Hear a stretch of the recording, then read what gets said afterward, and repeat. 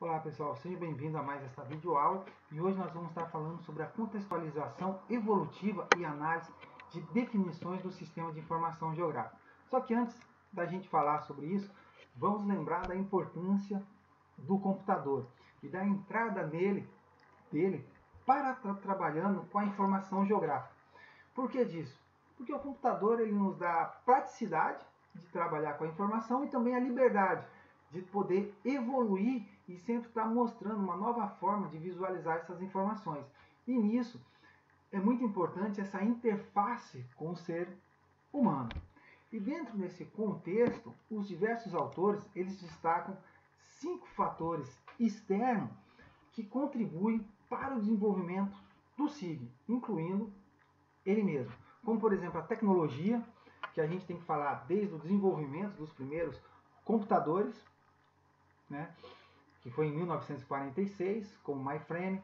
Logo veio o desenvolvimento do CAD, Computer Aided Design, para ajudar a trabalhar com a informação geográfica, né, no modelo vetorial. Depois vem o uso de scanners para pegar aqueles mapas que estavam no meio analógico e passar para o digital. Nós temos desenvolvimento dos modelos digitais de terreno, a melhoria na interface gráfica, que ajudou e muito a disseminar e a utilização de várias pessoas no computador, o uso de bancos de dados relacional, computadores pessoais, a entrada da internet, computadores portáteis, né, o Google Earth, né. Depois ele passou a ser livre, o uso de tablets, netbooks, enfim, tecnologias que ajudaram a melhorar o uso dos sistemas de informação geográfica. E também nós temos a aquisição de dados, que vem lá desde o GPS, as imagens de satélite, como é que esses dados eram transmitidos até a Terra. Temos a entrada do Spot, o avanço no uso dos VANT, a infraestrutura nacional de dados espaciais, o uso de consórcios de OpenGIS, a entrada do ícones, o SRTM, são dados que ajudaram e melhoraram cada vez mais a integração deles no sistema de informação geográfica. E também as metodologias que foram sendo incorporadas, né, no SIG. E desde a ideia de John Snow de utilizar um mapa não somente para localização geográfica, e sim também para análise espacial. E depois, em 1922, o pessoal já buscou fazer uma sobreposição cartográfica para extrair novas informações. Depois vai a entrada da geoestatística, os processamentos digitais de imagem, a ESV com a ideia de trabalhar com os dados vetoriais, independente do sistema de informação cartográfica que tem nele, a integração dos dados vetoriais com dados tabulares, que vão ajudar na caracterização da informação, e aí nós temos alguns tipos, e até o mapeamento realizado na internet, a integração desses dados, onde você pode ter vários usuários. E também aqui na parte do SIG, onde você tem os primeiros SIGs que foram desenvolvidos, onde cada um deles era para atender uma determinada especificidade, né, atender a um determinado objetivo. Então foram desenvolvidos vários no início, né, na década de 60 até a década de 80. Depois, com o tempo, esses SIGs foram sendo incorporados, né, para criar novos ou sendo utilizados dentro de outro SIG. Né? E também começa na década de 80, né, no final da década de 70, apareceram os primeiros softwares proprietários, como por exemplo o ArcInfo, o ERDAS, né, o MapInfo, né, e vários outros, como por exemplo Idris, MaxStation, né, enfim. E com o tempo eles foram reduzindo e esses softwares proprietários, ou as mesmos softwares livres, eles foram sendo incorporados e começou a ser desenvolvido não só vários, mas sim apenas um ou outro. E na academia, a importância da academia de estar divulgando essas tecnologias através dos seus artigos, de eventos científicos. Tem alguns eventos científicos, como por exemplo o AutoCarto, que tem disponível desde o seu primeiro evento até o último na internet, gratuitamente. Né? O OpenGIS, o desenvolvimento de softwares integrados, onde você tem várias pessoas desenvolvendo algumas funcionalidades e disponibilizando na internet. E o Brasil? O Brasil começa a trabalhar com um sistema de informação geográfica apenas no início da década de 70, com o projeto RADAN. E para trabalhar com esse volume imenso de dados do projeto RADAN, eles desenvolveram um próprio SIG, chamado de SIGA. E aí essa tecnologia que eles aprenderam foram sendo incorporadas por algumas universidades e algumas empresas, como por exemplo o INPE, que desenvolveu o SGI, e a Universidade Federal do Rio de Janeiro desenvolveu o SAGA, que está até embutido dentro do QGIS.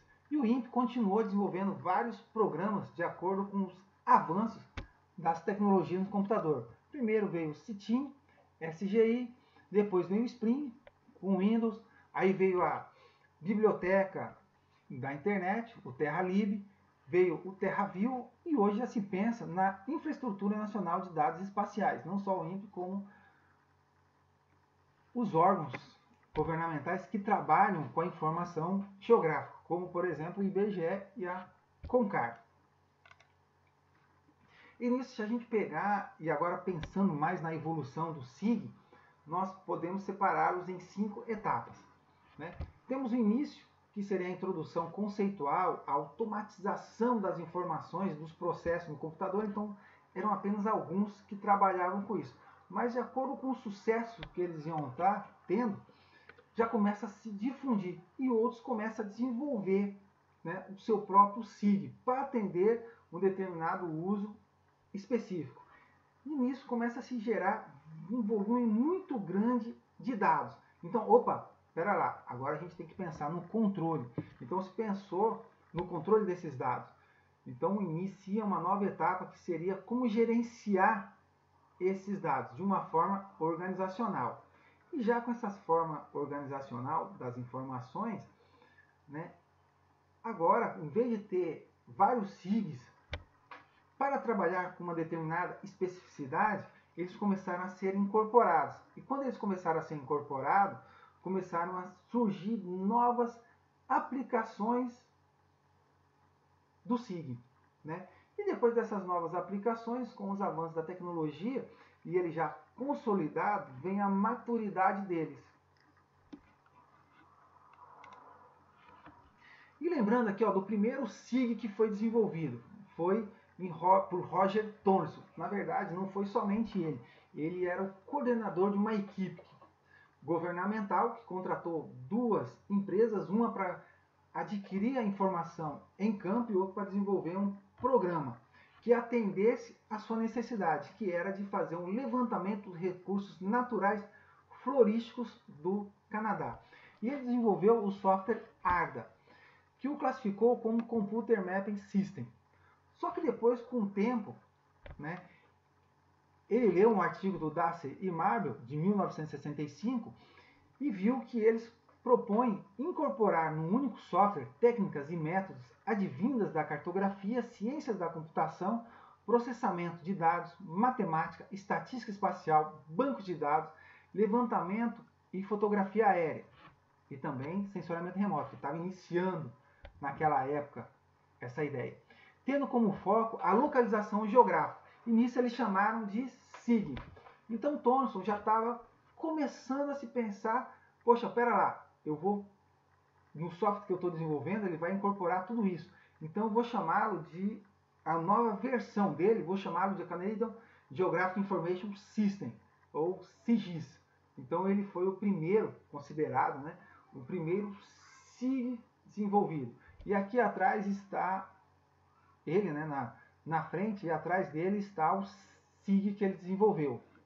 Né? Pode ver que na época não tinha monitor. Tanto é que os primeiros mapas que eram produzidos não tinha monitor na época. Era feito dessa forma, através de elementos gráficos, né, com pontos, símbolos, e fazia esse desenvolvimento. Esse aqui é um modelo desenvolvido por um software de 1966, que é o CIMAP, né, Cinegraphic Mapping. Né? Então aqui está uma visualização dele. Dá para você extrair bastante informação. Era um avanço tecnológico e muito da época, né?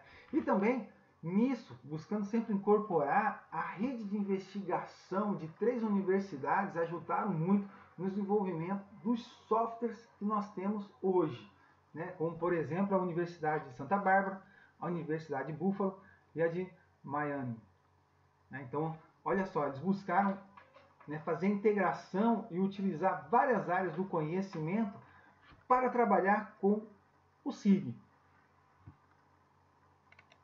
né? E nisso, como o SIG foi desenvolvido, e é uma coisa nova, não tem uma única significado para ele, porque trabalha com a informação geográfica. Existem várias terminologias que o pessoal foi incorporando ao longo do tempo. Como, por exemplo, nos Estados Unidos, se fala muito no GIS, mas é Geographic Information System. Já na Europa, eles utilizam a geográfico como adjetivo, empregando a terminologia geográfica. Já a França e o Canadá, eles não chamam de GIS, e sim de Geomatic. Na Itália, eles já chamam de Sistema Informativo Territoriale, né? E Sistema Informativo e Geográfico, né? Que seria o SIG mesmo. Você pode ter essas duas terminologias. Mas aqui embaixo você pode ver que existem várias outras. Igual se eu estou desenvolvendo um programa que vou trabalhar principalmente com a informação geológica, então o pessoal chamou de Geological Information System. Se eu for trabalhar com a informação espacial, em vez de ser geográfico, o pessoal utilizou a terminologia espacial. Outras chamam georrelacional, geosystem, né? Enfim, existem várias terminologias que o pessoal foi incorporando. E tudo isso é um software para trabalhar com a tecnologia da informação geográfica. Existem softwares que apenas eu faço uma qualidade gráfica, a produção de um mapa, né? Ele não faz modelagem, mas ele produz um bom mapa, como por exemplo os mapas, ou melhor, as informações advindas de projetos de engenharia, advindas do CAD. Tem outras que trabalham muito com dados tabulares, mas tem informação geográfica também, que são os softwares utilizados principalmente para parcelamento do solo urbano ou ordenamento territorial. Existem outros que trabalham já com uma rede, principalmente quando a gente está trabalhando com dados censitários, né? Já o sistema de informação geográfica possibilita trabalhar com todas as informações, só que eu consigo fazer também a análise espacial e modelagem. Mas não quer dizer que esses outros softwares não trabalham com a tecnologia da informação geográfica. Só tem umas limitações que o SIG não tem, né? E no Brasil? No Brasil foram adotadas várias terminologias, principalmente porque os primeiros livros sobre sistema de informação geográfica são de língua estrangeira. Então o autor que traduziu, ou os autores que procuraram, né, falar sobre isso, eles utilizaram uma terminologia para embutir como sua, né, deixando a sua marca. Então nós temos lá sistema de informação geográfica, outros chamam sistema de informação geográfico, sistema de informação georreferenciada, sistema geográfico de informação, enfim, essas são as mais comuns. E nisso, se a gente pegar nessa concepção, já que é uma coisa nova, e as definições de SIG, existem várias definições. Tem alguns autores que publicam e são seguidos por outros pesquisadores e se destacam. Então aqui é uma pequena imagem mostrando alguns autores que são destaques quando se fala sobre SIG e alguns outros com um destaque menor, mas não deixa de ter a sua importância. E se a gente pegar essas várias definições de SIG, a gente consegue fazer um agrupamento delas, né? Só que antes da gente fazer esse agrupamento, a gente também observa que a expressão SIG pode ser utilizada em 3 momentos, como se falando apenas no software, pode ser utilizado como uma disciplina. No Brasil a gente procura utilizar mais a terminologia geoprocessamento e deixando o SIG mais com relação ao software ou a um projeto, né? Mas existem algumas universidades que utilizam a terminologia de SIG como disciplina. Outros já estão falando não só em SIG, em ciências da informação geográfica, né? Então, já a gente voltando à questão da classificação das definições, a gente tem três classificações, três classes. Uma, que é a perspectiva global, que se refere às definições com predomínio da ideia geral do software, fazendo referência unicamente à base de dados espaciais, sem especificar suas funcionalidades, como por exemplo, Duca, 1979, que ele fala o seguinte sobre o SIG, um caso especial de sistema de informação onde a base de dados consiste em observações sobre elementos naturais ou antrópicos distribuídos espacialmente, sendo definidos no espaço por meio de pontos, linha ou área. Por conta de ser essa definição de 1979, ele se fala mais da informação vetorial, não se fala tanto da informação matricial. Mas tem outros autores que seguem essa linha também, como é mostrado aqui embaixo. Já tem uma outra linha onde a maioria dos autores segue, que é uma linha da sistemática, que procura o quê? Enfatizar as ferramentas e os diversos processamentos de dados, relatando a importância de suas funcionalidades, bem como a do hardware e a do software. Observe-se a existência de uma simultaneidade nas funções descritas pelos distintos autores, com a repetição de algumas funções do GIS, como introdução, armazenamento, recuperação, análise, modelagem e representação, ou a visualização. Né? E eles procuram colocar também essas terminologias seguindo uma sistemática, né? Como por exemplo FITS, de 2008, que ele diz o seguinte, que SIG corresponde ao sistema constituído por um conjunto de programas computacionais, o qual integra dados, equipamentos e pessoas, com o objetivo de coletar, armazenar e recuperar, manipular, visualizar e analisar dados espacialmente referenciados a um sistema de coordenadas conhecido. Essa definição de FITS é muito importante porque ele fala também das pessoas, a interface do usuário. É muito importante isso também. Aqui tem vários outros autores que seguem essa linha. Né? Já tem uma que é determinística. A determinística refere-se àquelas definições que refletem um interesse especial pelo uso da tecnologia para satisfazer a compreensão e extração da informação para um determinado objetivo e aplicação, ou seja, já para finalidade do SIG, como por exemplo Preciado, de 2004, que é uma ferramenta computacional capaz de gerir e analisar a informação georreferenciada, com vistas à resolução de problemas de base territorial e ambiental.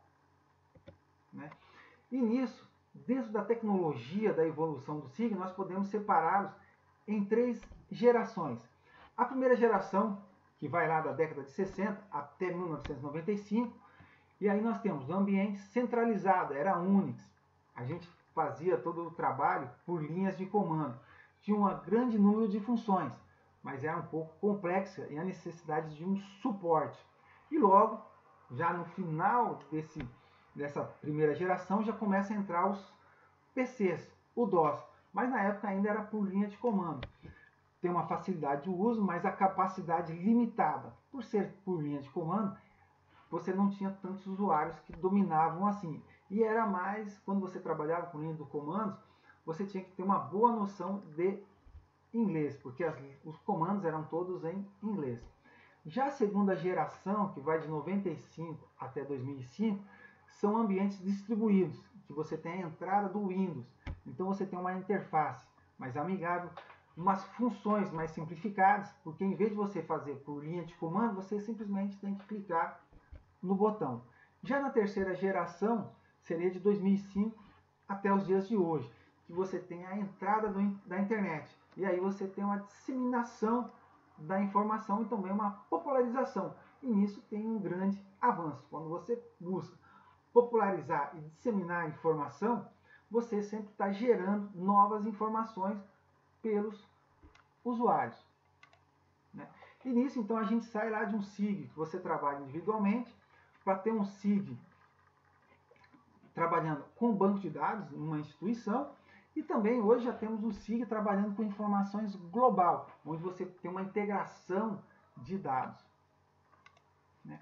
E se a gente pegar dentro dessa questão da evolução da tecnologia, vamos pensando em custo, para que eu possa estar integrando ou começando a trabalhar com o SIG. Então vamos colocar um pequeno exemplo aqui para fazer o SIG em uma prefeitura. Como por exemplo, uma prefeitura de 400 mil habitantes, onde nós temos 100 mil contribuintes. Opa, então vou ter uma boa arrecadação aí para pensar em investir no geoprocessamento para a cidade, né? Numa área, a área da cidade de 1.000 km², sendo 80 km de área urbana. Então eu vou iniciar com um levantamento aéreo para fazer esse mapeamento, né? Então em 1990, se eu for fazer um levantamento aéreo, eu vou gastar em torno de 1 milhão. Os computadores também vou ter um gasto elevado, 300 mil, e também eu vou ter que comprar algum banco de dados para trabalhar com esse volume de dados. Vou gastar em torno de 50 mil. E pessoas especialistas para trabalhar com isso. 4 pessoas dá para fazer um bom trabalho, né? Já na década de 2000, ou no século 2000, esse levantamento já vai ter um custo menor, porque tem várias outras empresas trabalhando com isso. Então vou ter um gasto aí de 200 mil. Computadores, vou ter que atualizar alguns. Ainda tem um custo elevado, em torno de 50 mil. Já de banco de dados, já começa a ter os softwares livres. Então eu tenho um custo menor, né? Apenas de estar atualizando, né? Mas ainda vou ter um gasto aqui, principalmente para estar trabalhando com elas.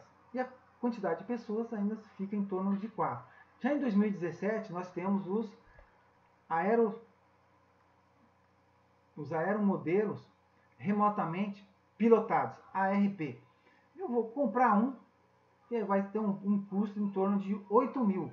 E nisso, eu tenho esse custo inicial, depois eu posso fazer vários outros mapeamentos com ele também. Em vez de ser ARP, pode ser o VANT também. Só as siglas que mudam, mas a funcionalidade é a mesma. Computadores, eu tenho um custo também menor, né, em torno de 20 mil. Banco de dados, coloquei aqui também em torno de R$1.000 para estar implementando um novo banco de dados. E a quantidade de pessoas ainda continua o mesmo, por causa de trabalhar com esse volume de dados, você precisa aí ter no mínimo 4 especialistas que trabalhem bem com essas informações. Espero que vocês tenham entendido bem essa parte aí da evolução da tecnologia, né, e essa contextualização do SIG, do geoprocessamento. Até a nossa próxima videoaula.